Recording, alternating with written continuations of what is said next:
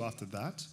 But now, at this point in time, it is my honor to introduce our next speaker, and we will have his introduction being played up on the screen.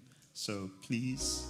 Tonye Patrick Cole is an alumnus of the University of Lagos, Harvard Business School, and Oxford University. He is the co-founder and former group executive director of Sahara Group, a global energy conglomerate with operations in 38 countries and an annual turnover of $11 billion. Beyond leading Sahara Group, he developed the Sahara Foundation and continues to inspire Africa's youth through various charities, including the Nehemiah Youth Empowerment Initiative, The Rich, Coast Tech Yard, and the Behavioral Health Institute, BHI. Mr. Cole is also involved with foundations such as the Down Syndrome Foundation, Slum to School Foundation, and the Compassionate Center. Nigeria, and was named one of the top 100 most influential Africans by The New Africa in 2019.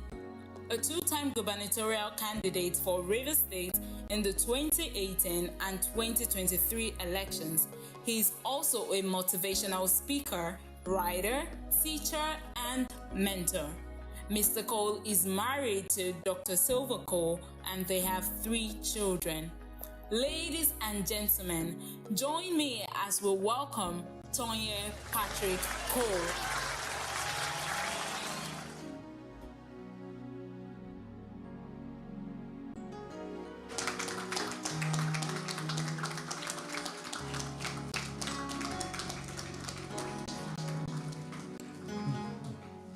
Good morning. I don't know whether to say good morning, church, or good morning, but please sit down. All join. Yes, so all join. How long do I have? 30 minutes. Okay. Let me be like Topsy and make sure that I finish 1 minute before 30 minutes. She's such a wonderful, wonderful woman. A round of applause for such a brilliant daughter of Zion. God has been so good in her life, and she's been such a mentor for many years. You don't know, you're opening your mouth. Yourself and your husband, you know you mentor me. But such a wonderful opportunity to be here. Pastor Moses, thank you for the honor of this invitation. I don't take it for granted at all. And ideally, I should be sleeping right now and just resting after camp. I haven't finished. We walk after everybody has gone. That's when my own walk starts. And then it ends around 5 a.m. And then I get home, shower, and I saw 8 o'clock. I said, I'm not coming here at 8. I will see if I can close my eye briefly and get here, but we thank God. I want to acknowledge somebody who, as you were talking about sabbaticals and pivotal moments and all of that, it drew my mind to certain aspects in my life where I had to rediscover God. And it's fortuitous that as I went outside, somebody who he was my house fellowship leader at a time when I needed grounding. I met him outside, and I cannot but acknowledge my pastor, my friend. Why are you closing your eye? Eh? Nigel Kokigan.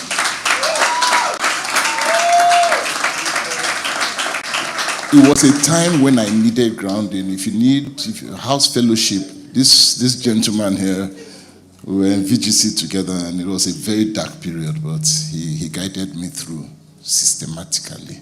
Himself and my pastor, Pastor Esco, 2 of them.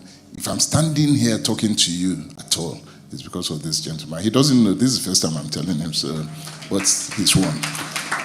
And to all my friends and everyone who is here, may God bless you. You know, I'm from the Niger Delta, and I've been asked to talk about slaying the Leviathan of the deep.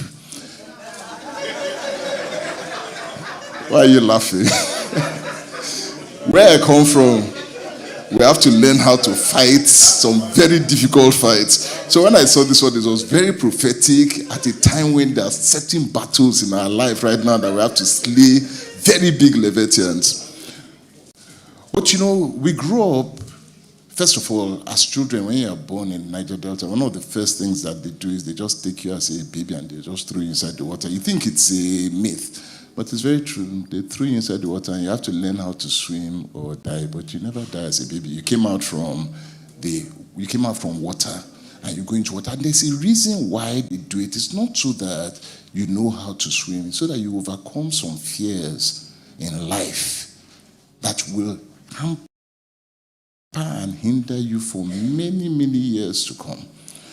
For some reason, I missed that exercise of being thrown into the water as a child. Nigel didn't miss it, but me, I missed it. You missed it too.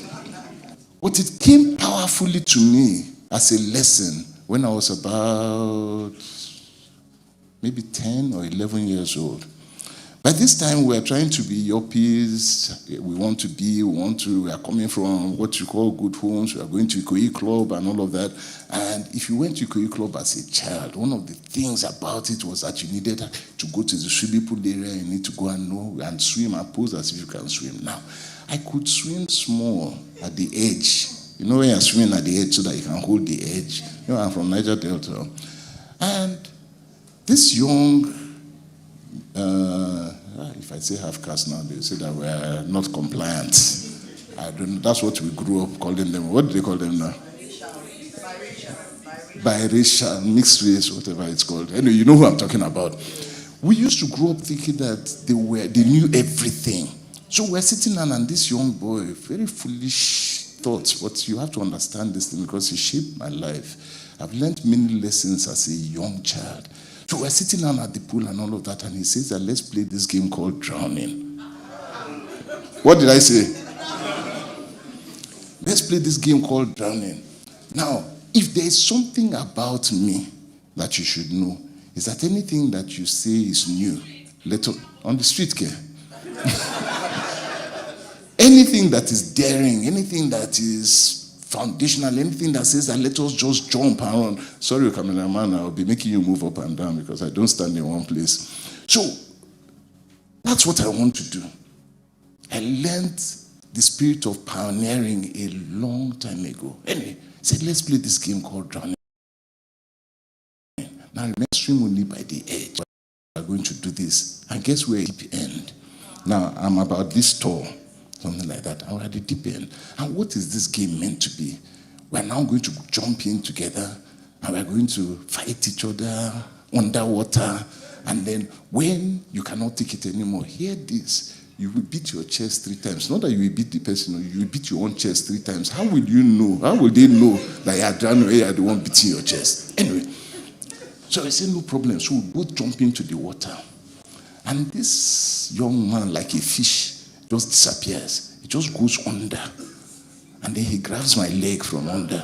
And then he just relaxes. And I'm done. The first thing that happens when that... How many of you can swim? Okay. The first thing that happens when you are taken unawares is that you breathe. And when you do that, what happens?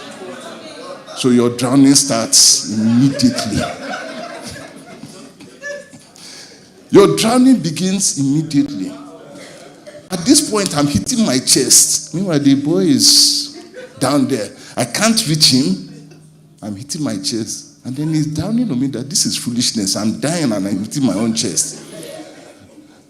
Somewhere along the line, I'm going down and I see this nice biracial, biracial, just swim and he's gone.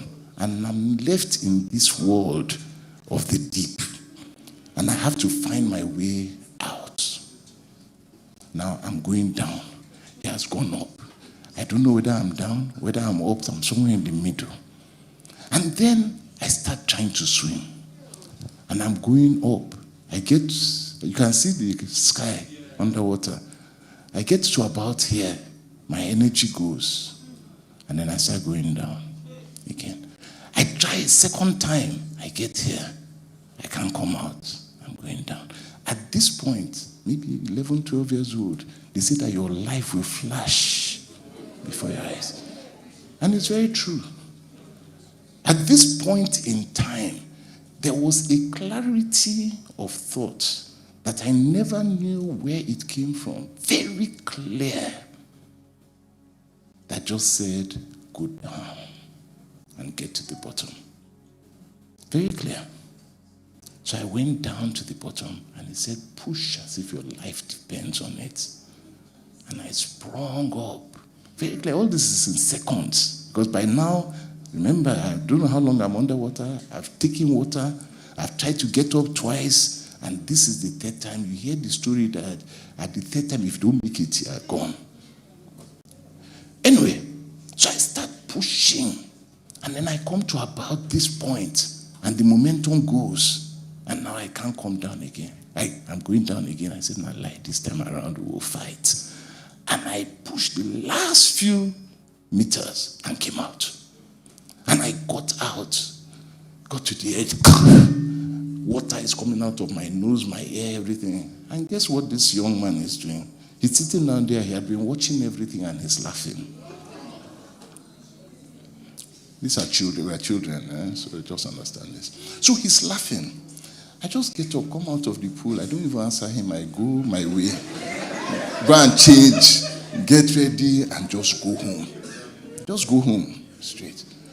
But it taught me a few lessons. The first lesson that it taught me is never, ever, ever, ever be in a position where you're that helpless again. Always try as much as possible to do things that you can at least learn from. So I had to learn how to swim. So I did properly. Number 2, people would always be in trouble around you. This one was laughing at me, but I decided at that point in time that I will always step out to help people and save them when they are in trouble with the skills and the gifts that you have. And so I did that. But 3 is about God and trusting him. I could have died that day very easily. Nobody would have known what had happened. Very, very, very easily would have happened. But that clarity of thought could have come from only one place. There was somebody who was watching this entire thing and still had a purpose for my life and decided at that time that it wasn't time for me to go yet, that there is still a lot of work to do. And so decided to give me clarity of thoughts. If you are going to slay anything in the deep, you are going to challenge the deep and all of that, you cannot do it on your own. The Bible talks about the Leviathan. And I want you to find time to go and read Job 41. Now in Job 41, God is asking from 38 to 41 or 42, God is asking Job some questions which Job was wise enough to just shut his mouth and say, I can't answer. Because there was no way to answer those questions. And God himself talked about this Leviathan and asked Job so many questions about the Leviathan. But it's at the end of 41 that you see 2 things that I want you to pay attention to. The end of chapter 41, 2 things. The first is that he says that the Leviathan has no fear in him. None. No fear. In other words, he's so audacious, so ready to do anything. Fear is not in his character at all. And number 2, he says that he's the father of pride. Now, these 2 things are things that you have to hold on to. Fear and pride. Because if you are going to slay the Leviathan, you're going to slay them by 2 things. You have to overcome fear and you have to be humble. If you cannot thrive in this, you are always under the Leviathan. Somebody who has no fear at all means that he will overcome you at any time that you have fear. And one of the greatest things that we as Christians must overcome is fear. Now, are we afraid? Yes. Do we go into things afraid? Yes. But we don't let fear dominate us. Because if you are going to conquer this thing that you are going to overcome, you need to overcome it. Whether it's fear of business, whether it's fear of death, whether it's fear of purpose, whether it's fear of tomorrow, whatever it is, you want to succeed, you want to excel, you want to move forward, then fear is something that you must overcome. Fear of the sabbatical. fear of staying at home, fear of no job, fear of an empty pocket, fear of zero account, fear of bankruptcy, fear of anything. The only way you can overcome fear is that you must trust something that is far bigger than you, stronger than you, deeper than you, that will stand by you. And you must overcome it. There's no way that David would have faced Goliath without fear. There's no way. But he had to overcome the fear by taking action. He had to overcome the fear by deciding that there is a God behind me, and if this God cannot save me today, then so be it. The 4 Hebrew boys going into the fire, you see fire, you'll be afraid of it. Doesn't matter who you are. Doesn't matter. The fear of the fire will be there. But you say to yourself that, as they said, that if God cannot save me at this point, then so be it. There's a deeper tomorrow, better tomorrow, bigger tomorrow. But this one, I will overcome it and step in. Anything you are going to do, you must overcome fear. And that is where the Leviathan starts. Leviathan has no fear. Whether the Leviathan is an organization, whether it's an individual, whether it's a demon, whether it's the devil himself, fear. The devil does not fear anybody. His faith is sealed. The devil's faith is sealed, and he knows. He knows that there is nothing that he can do in this world, nothing that will change his destiny. He knows. So, what is he afraid of? At this point in time, I can say this. It might sound blasphemous, but I doubt it. The devil does not fear God, because he knows that God has already sealed his faith. So there's nothing to be afraid. You're afraid of something that might change. But he knows. And all the devil knows is that since this hell has been prepared for me, and this is where I am going to end up, there are certain things in the Bible that will delay that day. So let me just make sure that I can delay the day as long as possible. And that's what he's doing. But eventually, he knows he'll get there. So there is no need to be afraid. But what he works on is that he works on the fear of people. He takes your fear and he magnifies it so much that what you see is the fear, and you no longer see the God that you stand by. And that is his trick. So remember that there's somebody bigger than Satan anywhere. And then the next thing is pride. Pride is a major thing. Leviathan is the father. That's what he said. It says the father of pride. And what does he say about pride? What does the Bible tell you about pride? Who will resist it? God will resist it. God will resist it. You want to slay the Leviathan, slay pride. Remind yourself every single day, that if there is something that will cause you to self-destruct, it is pride. Fear and overcoming fear will take you as high as you want. Anywhere. You want to climb mountains, you must overcome fear. You want to go into the deep, submarine, wherever, you must overcome fear. These are claustrophobic areas. So you will overcome it. But you can climb the highest mountain. You can become the richest, wealthiest, most powerful person on this earth. And pride will collapse it.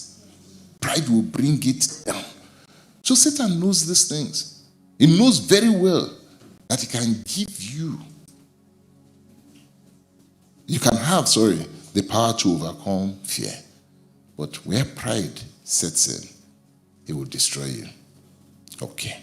All right. So trust God. That's your first avenue. Fear.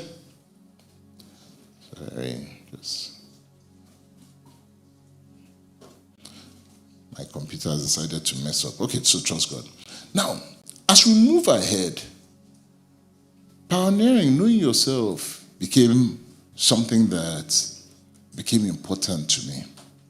In this journey of life, as you begin to come to terms with some of the biggest forces that face you.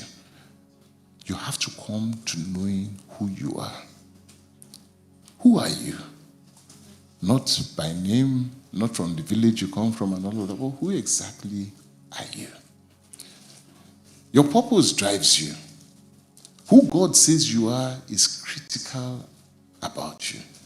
You discover your purpose, you begin to discover who you are. Who does God say you are? And whenever God describes you, he describes you as to who he has already seen you as. Your final product. Everything else is a process towards getting there. God has never seen you as a failure. Does not mean that you are not going to fail along the way. He never sees you as somebody who is broken, crying, depressed some days. No. That is not your final product. You may have to go through difficulty, hardship, some challenges and all of that, but that's not how God sees you. He started off with Joshua. Was it Joshua? Yeah. And he said, it's not Joshua that comes to mind. Gideon, thank you. He started off with Gideon. And he started off by calling him thou man of valor. Where was Gideon at the time? Hiding. And he looked at himself and said, me, the least in my father's house. Where are you seeing this valor? But that's what God saw him as. Thou man of valor. It's a way God sees you that you must begin to see yourself. When you understand yourself in the picture of how God sees you, then there's nothing that is impossible for you. There's nowhere that you will not go. There's no door that you will not break down.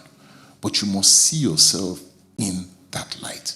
And so one of the critical things that you must do is begin to ask God, who am I? Now, a lot of people are afraid of that question. Because who am I, as far as you are concerned, is going to lead to certain things. The first aspect about who am I means that it changes completely who you thought you were. And sometimes the person you thought you were, that you have been living, or you get comfortable with who you think you are. You are used to that person. You may not like the person, but you are used to the person. Like a friend of mine said to me, I look at myself and I don't like what I see. But everybody else looks at me and says that, oh, I like what I see about you. They are two different things. Who does God say you are? Who does God say you are? Now, when you get comfortable with who God says you are, then it means next that you have to start walking in that way, which means that you have to do the will of God. Somebody said to me that there's a prayer that I don't like praying. I said, what was it? He said, God, let your will be done. I said, But I could understand. So I had to counsel her a bit. She says, because every time she says, let your will be done.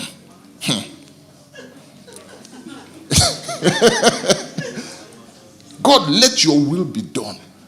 But that's the right prayer. The person who made you, who sees you, who calls you for who you are, who knows exactly what you need to be, who knows the path that you must take to get there, his will has to be done. But God's will and what you want are two different things. Jesus cried. He said, this cross, this path, this way, this cup.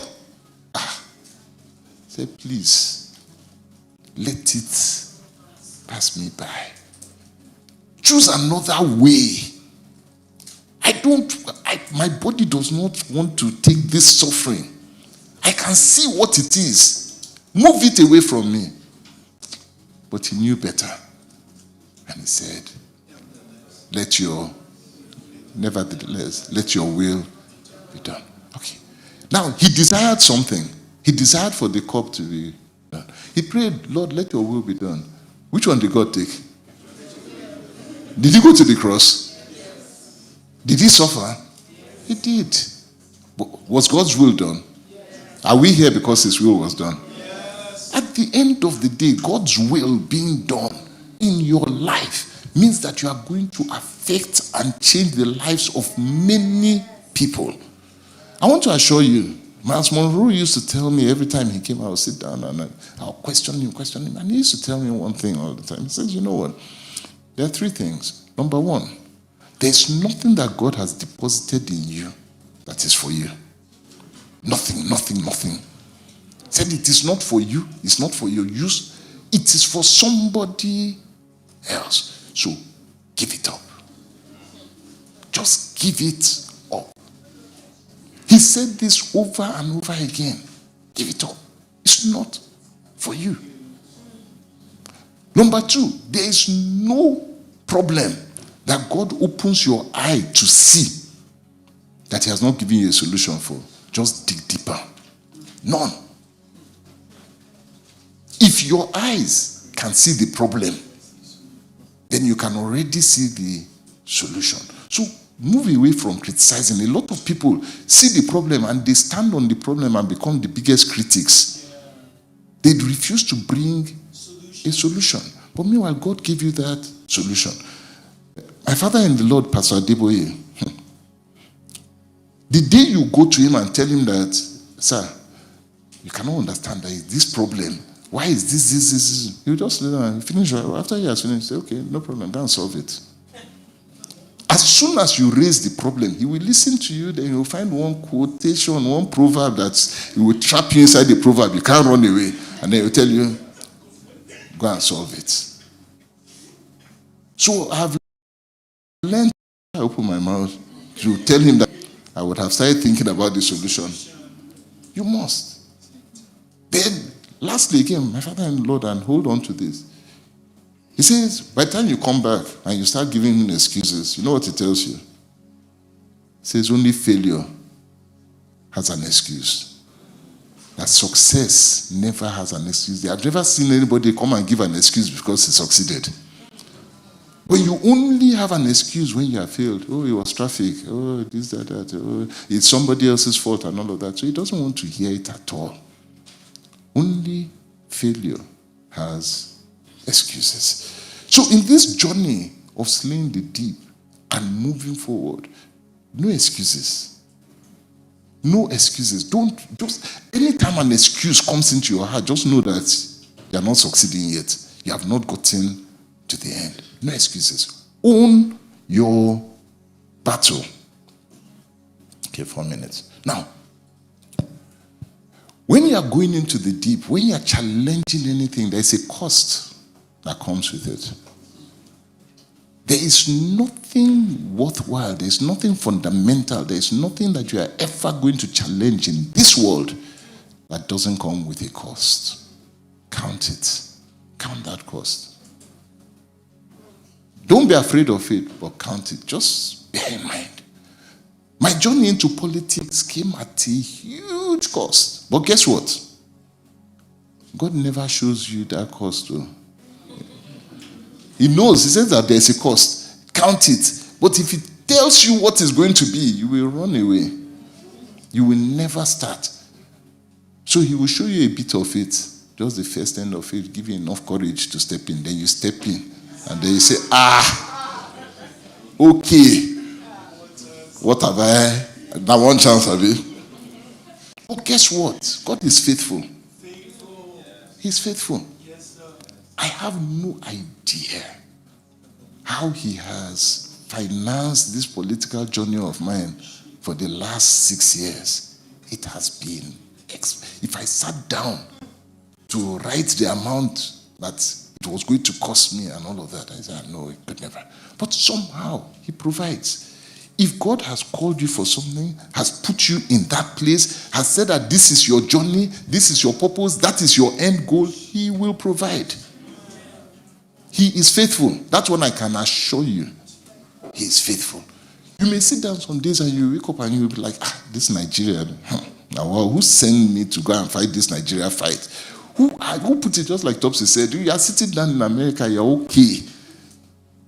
And then something say, get up and start coming back. Come back. Why? But you find yourself, you're back. You wake up, say, I'm not doing again. I'm not doing. And you wake up in the morning and say, back to the battleground. The battle is fierce, but somebody has to fight it.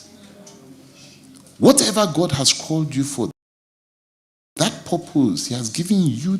Nobody else could have killed Goliath. Nobody else. It was David's sole purpose in life to announce him. To announce him, he had to have a Leviathan. What is your Leviathan? What is that thing that you must slay? And once you slay it, it announces you. God will always put something before you that will announce you in your business, announce you in your calling, announce you in your trade, announce you wherever, but you must slay it. Remember, to slay it, you must overcome what? What's the first thing you overcome? What's the second thing? Just remember those two. If that's all you take away from my lessons today, fear and pride, they are cousins. I'm sorry, they are Siamese twins. They work together. So move with them. All right, because I have 1 minute left. Am I doing well? I'm keeping to time. I have 1 minute left. Don't give up. Okay? Don't give up. You see, this journey, don't give up. Once you have found your purpose, then you can't even give up. Even if you want to give up, you can't give up. But I can assure you, don't give up. You see, there's something about compounding. Every day, once you're just compounding, you will look back after many years and say, is this me? This journey? And the one that has still done this journey, gotten to this point, don't give up. You never see on a day-to-day basis the changes that you are making. You don't see the approach that you make until much later you look back and you say, how did I travel this far? Please don't give up. Never, ever give up. In this journey of politics, people always come to me and say, I hope you're not giving up. I look at them, me and you, we're here together, we die together on this one. Nobody, we're not giving up at all. So please don't give up. Finally, it's a lonely journey. You see all these deep, you see these people that are mining, there's no crowd there. Do you see a crowd? There's no crowd. When you're on this journey, it's a lonely journey. It's your journey. It's your journey. Last year, I decided to climb Kilimanjaro. When we got to the top, there were a few of us, only 3 people there. At the valley, there were plenty. I couldn't count how many people were down there. By the time we got to the top, just 3 people were there. Many people started. Only 3 got to the top. It's lonely. It's your journey. It's your journey. But you see, along the way, relationships matter. It's your journey. Nobody else will understand your journey. If you tell them that this way you are going, they say you are mad. How? If I tell people what God has told me about this, my political journey, and where it is going to, you just see. When you have people like my Leviathan in your state fighting you. How? How will you get there? How? But why are you laughing? They say, how? But God did not start telling me about it today. He didn't start putting me on this journey today. President Obasanjo said to me, he said, you cannot be 3 things. You have to choose one. You cannot be a pastor, you cannot be a businessman, and you cannot be a politician. Choose the one that you want to be. You are either a politician, or you're a businessman, or you're a pastor. I said, okay, I hear you, sir. However, the one that I heard is that you are a royal priesthood. Abi? You are a royal priesthood. As a king, businesses, you said so. As a king, you rule over people. Politics, you do everything. You cannot be a king and not have territory. You cannot be a king and not have businesses under you. You cannot be a king and not have people who report to you. You cannot be a king and not have people who pay you for your ideas and all of that. You cannot be. It's not possible. And then you cannot be a king if you don't have God and consecration. You cannot be a king. Maybe you can be a king by name, but you cannot be a king if you are not priestly. So I said, thank you, sir. I hear you. But me and God, we have a covenant. I'm a royal priesthood. I will pursue these politics. My business will continue to survive. My priesthood is not going to change. And that is where we stand. God bless you.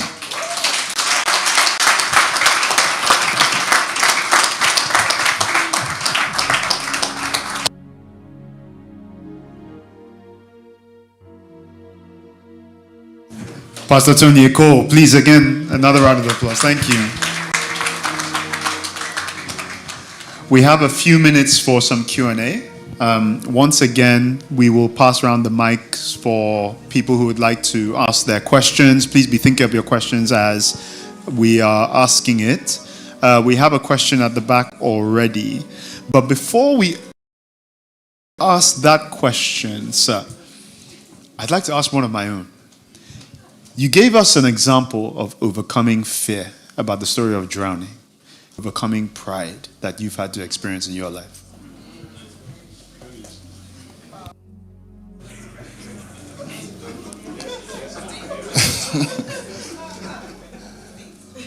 I tell this story every now and then, but it came about now money and making money helps you develop pride very easily.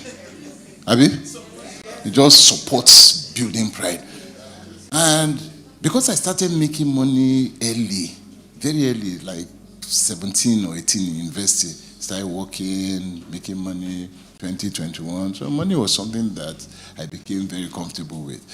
I was earning in dollars as almost like you, Topsy. An expatriate in Nigeria. Can you imagine? I was Nigeria here, earning as an expatriate here. So I was earning in dollars and all of that. All of these things were going okay. And then I just jumped to one day. I had money, everything was going okay. I went to visit somebody. And this was a Muslim girl who had given her life to Christ. And the minute she gave her life to Christ, as a Muslim who she had sugar daddies that were paying tickets, she was flying first class, she was in oil and gas business and all of that, then gave her life to Christ. How many of you know this? That I don't know if that has happened to you. The minute you give your life to Christ, everything crashes.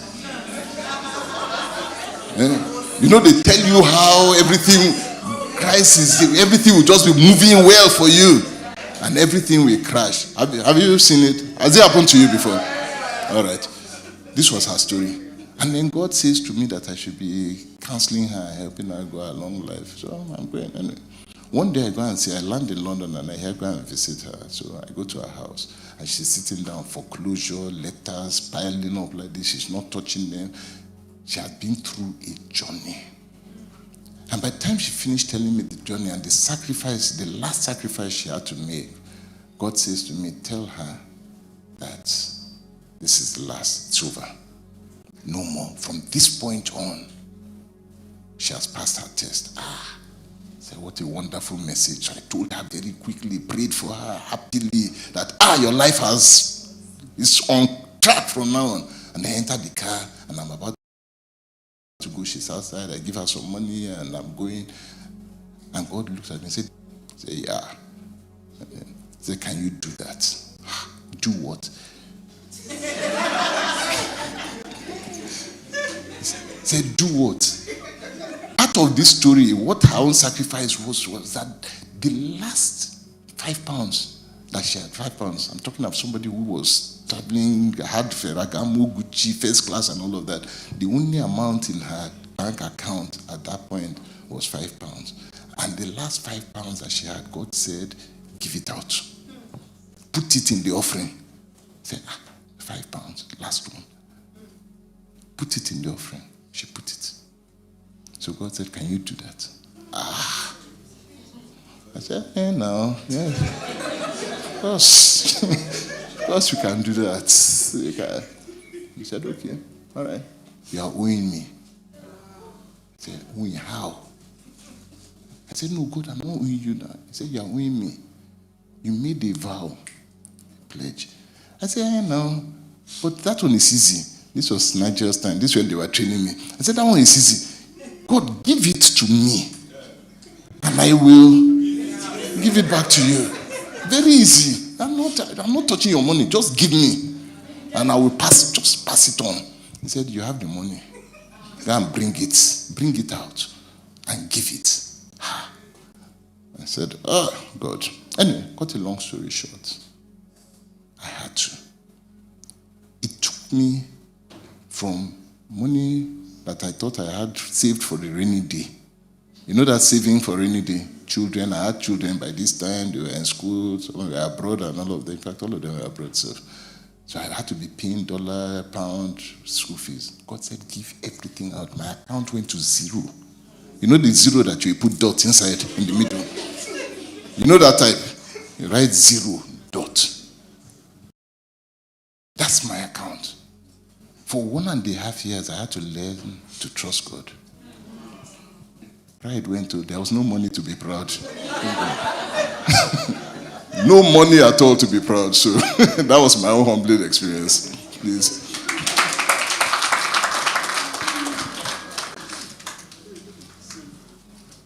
Hello, good afternoon. And thank you for... Don't I know you? Yes, sir. I can't see, the light is in my face, but I know that voice. Okay. No. Good afternoon.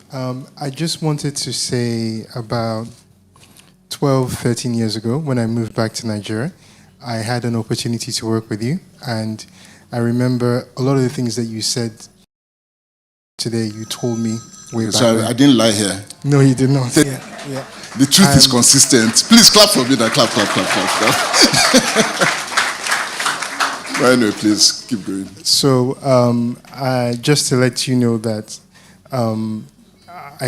I was fortunate enough to take a lot of those lessons into my own business, and I have started now, and I am still in the same space. I just wanted to say thank you for all the advice back then and all the things. Thank you, sir. God bless you. Hello. Over here. Okay. Okay, I see you've been involved in a lot of non-profits. Can you give us some steps in how making non-profits sustainable? I'm sure you're involved in some board issues and all that stuff. All right, so I spent a lot of time and still doing with setting up non-profits and working with the SDGs, advising them on business and all of that. The one thing I will just tell you, first of all, is that non-profits cannot be sustained if you do not have a way of funding it. So the first aspect of it is that design it as a business, first of all. Okay? If you don't design it as a business, you're already on the path to failure. So design it as a business. You can be zero profit. In other words, just do it at cost if you want and all of that. But design it as a business. Number two, a lot of people just out of feeling good, just feel good. I want to set up a non-profit. They want to be good and all of that. Again, it doesn't work. So first of all, you might either set up your own business, and you know that from that business you're going to fund your non-profit. And so you just dedicate an amount of money to fund that, and they're funded. Number three, non-profit does not have to be big. You can do NGO work starting from your salary with 10 naira, 100 naira, and all of that. Go out, give something small, and all that. You can start with one person. You can start just dealing with one individual. And you remember I talked about compounding. Over the years, it begins to compound and grow. A lot of people want non-profit and they're thinking about this huge, big thing. It doesn't have to be. It says, cut your coats according to your size. God bless you. We have time for one more question. Thank you very much. Sorry, all the hands that are going like this. It says only one question. All right. Thank you very much, Pastor Tonye. I remember the first time I sort of started following your work, and that was the Nehemiah project. I think 2006, 2007. I hustled so hard to get the tickets into the event because I think it was like a closed door session. I couldn't get in, so just been following you. So just been following you from a distance at that time. But I think for me, one of the questions I keep asking is 2006, this is 2015, so we're talking almost 20 years. And your desire to see Nigeria change has not wavered for a second, in spite of everything that has happened through the years. So how do you keep that fire burning? Because for people like me, I've had seasons where I just mentally switched off Nigeria, even though I know the assignment. How do you keep that faith and fire burning to even put your own life, money, resources at stake to go into public office? That's a great question, and thank you very much for that. I'll use Topsy as an example. When she was asked a very tough question, I said, I don't know the answer to that one. And I will start with that. Okay, I've done 6 years now, so I have 14 more years. I've been 14. Nigeria use time, and the political scene you will see in 14 years' time will have no resemblance. None, I can assure you, no resemblance with what you see now. No. So that's the motivation. I just know that he changes things. He just, small changes. You will not speak up and it's changed. It happened in business. It happened in the church. It will happen in politics. God bless you.